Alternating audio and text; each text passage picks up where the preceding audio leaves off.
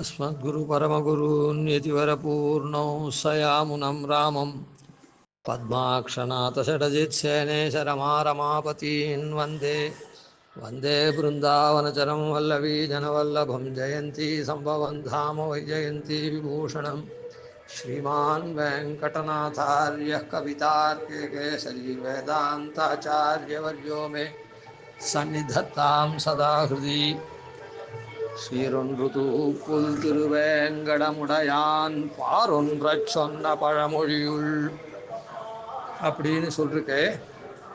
அதில் பார் அப்படின்னு சொன்ன என்ன அர்த்தம்னா பார்க்கப்படுவதான பூமி, இந்த பூமியை குறிக்கிறது. இந்த பூமி எப்படி பார்க்கப்படுறதுன்னா விவிதமாக விசித்திரமாக படைக்கப்பட்ட பூமியாக இருக்குது. ஒன்றுக்கு ஒன்று வித்தியாசமாக இருக்குது. பிரம்மா தொடக்கமாக சதுர்முக பிரம்மா இருக்காரு, அது தொடக்கமாக புல் பூண்டுலாம் இருக்கு, அது பரியந்தமாக வித்தியாசமாக இருக்குது, ஒரே மாதிரி இல்லை. அதனால் அதனுடைய அனுபவம், அதுக்கு உண்டான பிராப்தி, பலன் இதெல்லாம் ரொம்ப வித்தியாசமாக இருக்குது. இப்படிப்பட்ட இதில் நாமும் ஒத்தராக இருக்கோம். பிரம்மாவிலேருந்து புல் பூண்டு வரையில் இருக்கக்கூடிய ஜீவராசிகளில் நாமும் ஒரு ஏகதேசம் இருக்கும். நமக்கு கீழே இருக்கிறவாளை நமக்கு கீழே இருக்கவா எவ்வளவோ நம்மளோட மட்டமாக இருந்தாலும் நமக்கு மேலே இருக்கிறவாளை பார்த்து நாம் அது இல்லையேன்னு ஏங்குறோம், அது குறைச்சலாக நினைக்கிறோம். அதனால் இதுக்கெல்லாம் காரணம் என்ன அப்படின்னா, இந்த பாராகப்பட்டது அவாவாள் கர்மங்களுக்கு தகுந்த மாதிரி படைக்கப்பட்டு, அப்போது அந்த கர்மங்கள்லேருந்து நாம் விடுபட்டு ஒரு இடத்துக்கு போகணும்.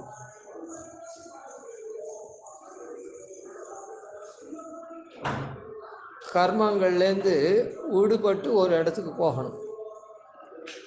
அப்படி போகணும்னு சொன்னால் அதுக்கு உண்டான மார்க்கத்தை பார்க்கணும். அப்போது இந்த கர்மங்கள் இல்லாத ஒரு பூமின்னா ஒரு ஸ்தல விசேஷம் இருக்குது அப்படின்னு அர்த்தம்.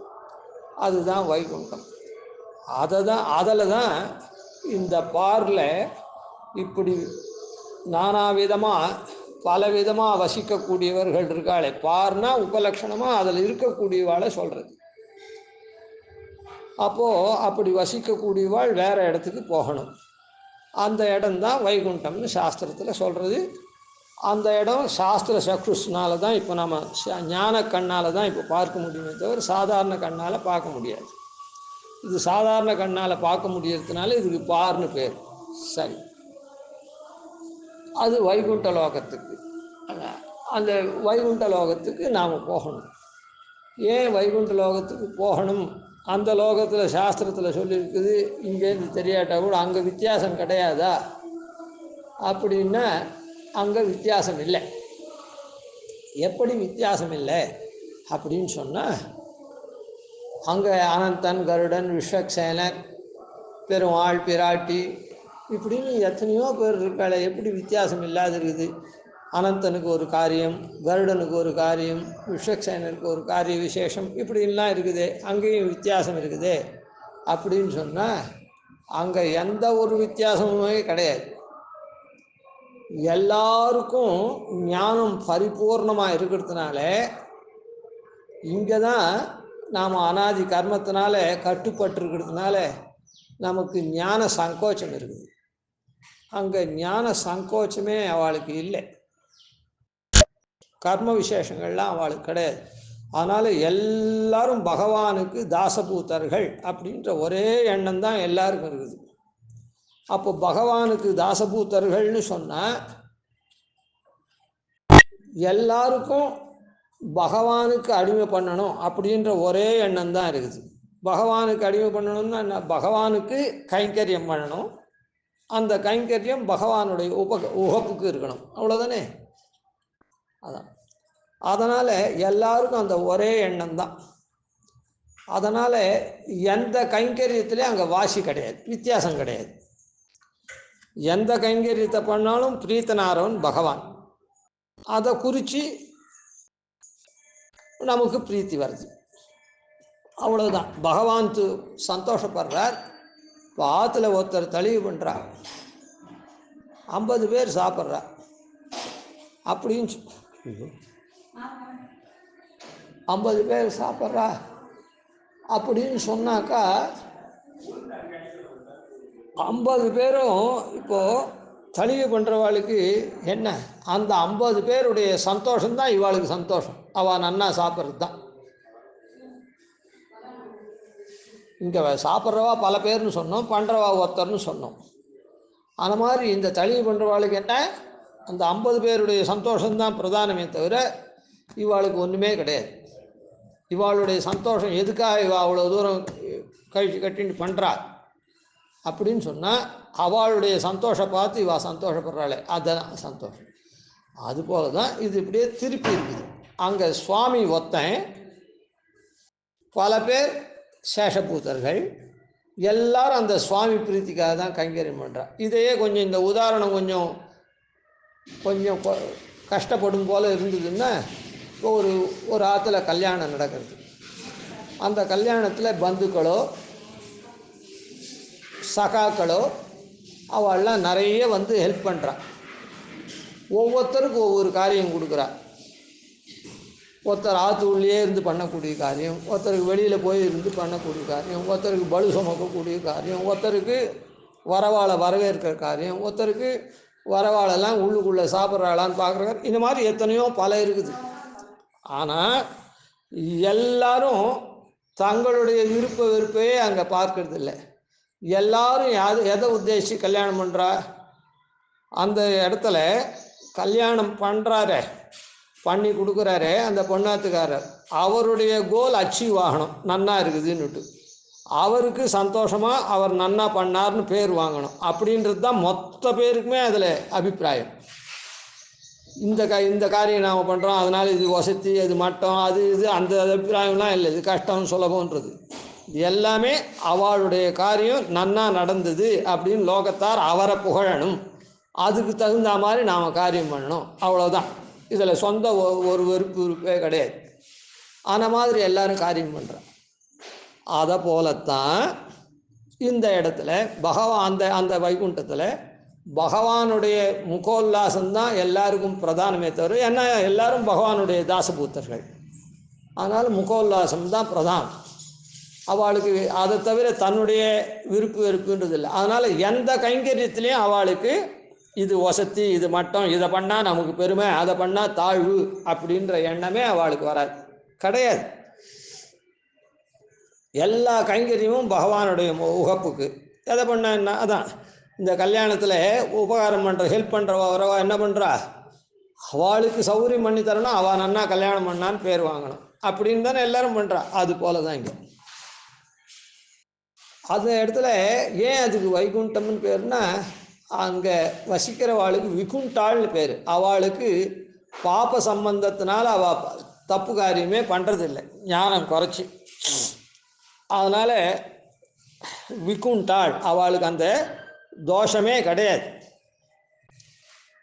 அவள் பாப்ப சம்பந்தத்தினாலே தப்பான காரியமே பண்ணுறது கிடையாது. அதனால் விகுண்டாள்லாம் வசிக்கக்கூடிய இடம் வைகுண்டம். நாம் இங்கே என்ன பண்ணுறோம், கர்மத்தினால இங்கே பல விதமாக பார்க்கப்படுறோம். அதனால் மேல் கீழ் அப்படின்லாம் இருக்குது. அதனால் நமக்கு நம்முடைய ஞான சங்கோச்சங்கள்லாம் இருக்குது, தப்புலாம் பண்ணுறோம். அதனால் இதில் ஏற்றத்தாழ்வு அது இதெல்லாம் வருது. அங்கே அதெல்லாம் இல்லாதனால அதுக்கு வைகுண்டம்னு பேர்னா, விகுண்டாள் வசிக்கக்கூடிய தேசம் வைகுண்டம். விகுண்டாள்னா கர்ம சம்பந்தமாற்று எந்த விதமான தப்பும் பண்ணாமல் ஒரே மாதிரி இருக்கக்கூடியவர்கள். அதனால் இந்த பார் ஒன்றை சொன்ன தேசிகன் என்ன பண்ணிருக்கார், இந்த பார் ஒன்றும்படியார், அதாவது இங்கே பாரில் இருக்கிறவர்கள் அங்கே சேரும்படியாக, இந்த பாரை விட்டு அங்கே போய் சேர்ந்து எப்போவுமே நித்திய சூரியகளை போல நல்வாழ்வு பெறக்கூடியவர்களாக, எம்பெருமானுடைய அடிமைத்தனத்தை நன்னா புரிஞ்சுண்டு ஞான சங்கோச்சம் இல்லாமல் அவனுக்கே கைங்கரியம் பண்ணக்கூடியவர்களாக இருக்கிற தன்மையை பெறறதுக்காக, அதாவது இந்த துக்காதிகள்லாம், இந்த துக்கம் இங்கே துக்கம் இஷ்டத்துவம், துக்க மூலத்துவம், துக்கோதர்க்கத்துவம்னு 3 துக்கம் இருந்துகிட்டே இருக்குது எதுலையும். அதெல்லாம் இல்லாத பண்ணணும் அப்படின்றத அதுக்காக அந்த வழியை காண்பிக்கிறார். இங்கே என்னென்ன, எதனா ஒரு காரியத்தை, அதான் நாம் ஒரு பலன் பெறணும், ஒன்று அனுபவிக்கணும் அப்படின்னு நினச்சா அதுக்கு உண்டான காரியத்தை பண்ணணும். அதுக்கு உண்டான காரியத்தை பண்ணணும். அந்த காரியம் எப்படி இருக்குதுன்னா துக்கம் மூலமாக இருக்குது. அதான் அந்த காரியம் துக்கத்தை கொடுக்குறது, கஷ்டத்தை கொடுக்குறது காரியம் பண்ணுறதுக்கு. அதனால் அந்த காரியத்திலேருந்து பெறக்கூடிய பலன் நாம் அனுபவித்தா கூட அதுக்கு காரியம் ஒன்று பண்ணுறோமோ இல்லை பிரயத்தனம் பண்ணுறோமே அது துக்கமாக இருக்கிறதுனால துக்க மூலத்துவம். இந்த கஷ்டப்பட்டால் தான் அந்த பலன் வரும். அந்த பலன் பெறறதுக்கு நாம் கஷ்டப்படுறோம்.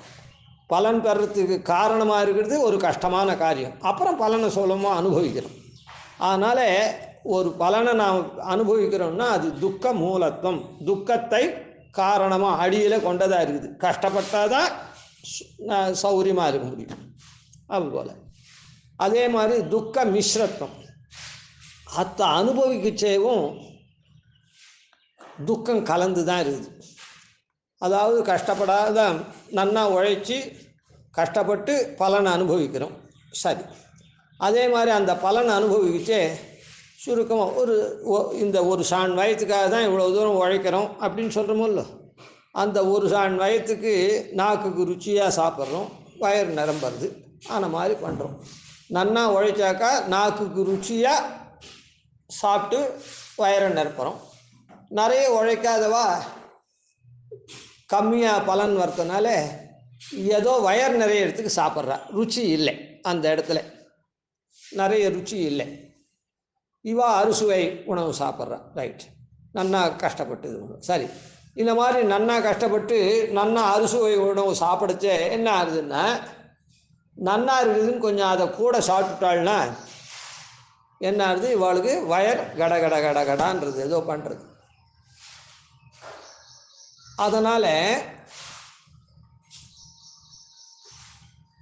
சாப்பிடச்சேவே என்ன பண்ணுறது, முதல்ல அதுக்கு முன்னே சாப்பிடச்சேவே என்ன பண்ணுறது, இவள் அதை பிடிச்சி நிறைய சாப்பிடுச்சு எழுந்துருக்க கூட முடியல, மூச்சை முட்டுறது, கையல் மீன் உடனே படுத்துக்கலாம் போல் இருக்குது. அவ்வளோ அது துக்க, இந்த நன்னா இருக்குதுன்னு 4 பதார்த்தம் சாப்பிட்டுட்டான், அது என்ன பண்ணுறது, இவனே ரொட்டீனாக ஆஃபீஸ் போகிறதுக்கு முடியல, படுத்துக்க வைக்கிறது, துக்க மிஸ்ரத்துவம். ஆனால் துக்கம் கலந்ததாக இருக்குது அந்த பலன் அனுபவிக்கிறது. அதுக்கப்புறம் என்ன ஆகுது, இதை நிறைய சாப்பிட்டுட்டதுனால துக்க உதர்க்கத்துவம், சுகர் சூட்டப் ஆகிடுறது.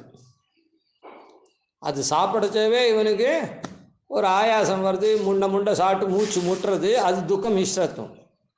நிறைய ஜாங்கிரியை சாப்பிட்டுட்டதுனால அது என்ன பண்ணுறது, சுகர் ஷூட்டப் ஆகிடுறது, அதனால் துக்க மிஸ்ரத்துவம். இப்படியாக இந்த துக்கங்கள்லாம் கலசாத அந்த வைகுண்ட தேசத்துக்கு போகணும் அப்படின்னு இவர் வழி சொல்கிறார். அதனால் இந்த பாரில் இருக்கவா அந்த வைகுண்ட லோகத்துக்கு போகிற வழியை சுவாமி தேசிகன் தன்னுடைய கிரந்தங்கள் மூலமாக காண்பிக்கிறார்.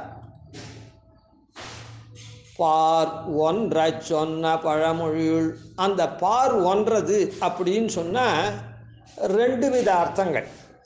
இந்த பாரில் உள்ளவர்கள் இந்த பாரை விட்டு வைகுண்ட லோகத்துக்கு போகிறார்கள், மறுபடியும் இந்த பாரிலே பிறக்காம வைகுண்ட லோகத்துக்கு போகிறார் அப்படின்னு ஒரு அர்த்தம். பார் ஒன்ற சொன்ன, பாரில் உள்ளவர்கள் அங்கே போய் ஒன்றும்படியாக வழி காண்பிக்கிறார் அப்படின்னு அர்த்தம்.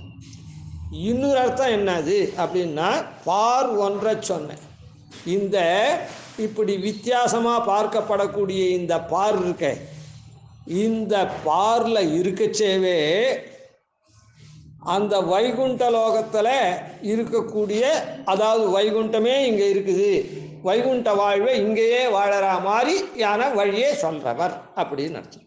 அதாவது பாரில் முதல்ல சொல்கிறது என்னென்னா, பாரில் உள்ளவர்கள் அங்கே போய் சேர்றது அப்படின்னு அர்த்தம். இன்னொரு அர்த்தம் என்னன்னா, பாரில் உள்ளவர்கள் இங்கேயே அந்த இங்கே இதுவும் அதுவும் பிரிவினையாக தான் இருக்குது.